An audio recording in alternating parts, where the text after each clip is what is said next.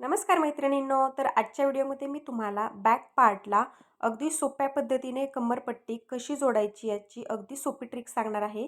तर video skip करू नका, शेवटपर्यंत बघत राहा, कारण असेच डेली टिप्सचे व्हिडिओ मी तुमच्याशी शेअर करत असते. चला तर मग व्हिडिओला वेळ न घालवता सुरुवात करूया. तर इथे बघू शकता पाठीच्या भागाला मी इथे दोन्ही टक्स मारून घेतलेले आहेत. आणि आता आपल्याला या पद्धतीने मी 2 इंचाची पट्टी घेतलेली आहे. बघू शकता या पद्धतीने पाठीचा गोलाकार शेप आलेला आहे आणि दोन्ही साईडला मी टक्स व्यवस्थित मारून घेतलेले आहेत. आणि आता कमरपट्टी कशा पद्धतीने लावायची बघा. तर बघू शकता या पद्धतीने आपल्याला कमरपट्टी ठेवून घ्यायची आहे आणि 1/2 इंचाची टीप मारून घ्यायची आहे व्हिडिओमध्ये दाखवल्याप्रमाणे.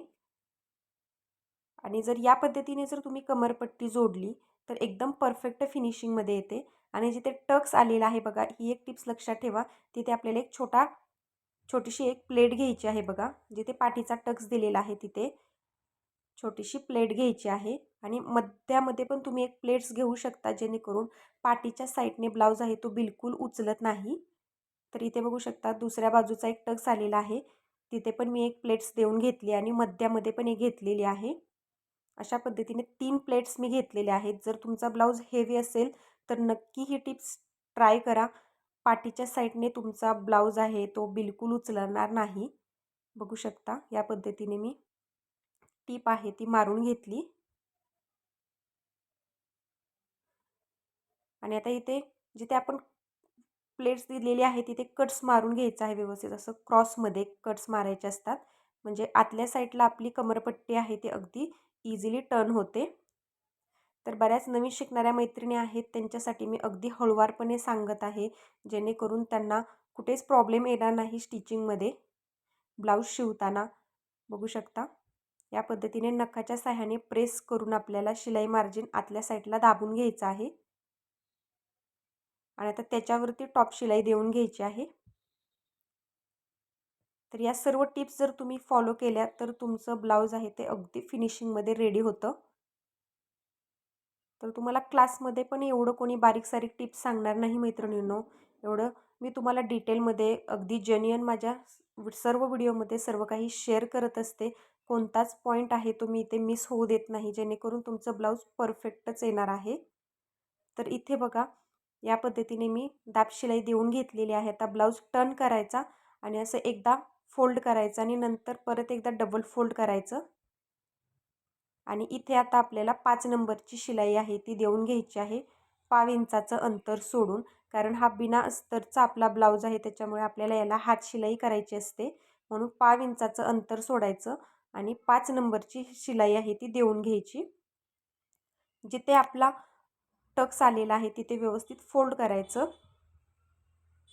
तर बघा मी 5 नंबरची शिलाई आहे ती देऊन घेत आहे. अगदी हलक्या हाताने आपल्याला फोल्ड करायचं आहे, बिलकुल पट्टी आहे ती खेचायची नाही, जेणेकरून एकदम परफेक्ट फिनिशिंगमध्ये आपली पट्टी आहे ती कमरेची लागणार आहे. तर बघा या पद्धतीने मी शिलाई आहे ती देऊन घेतली.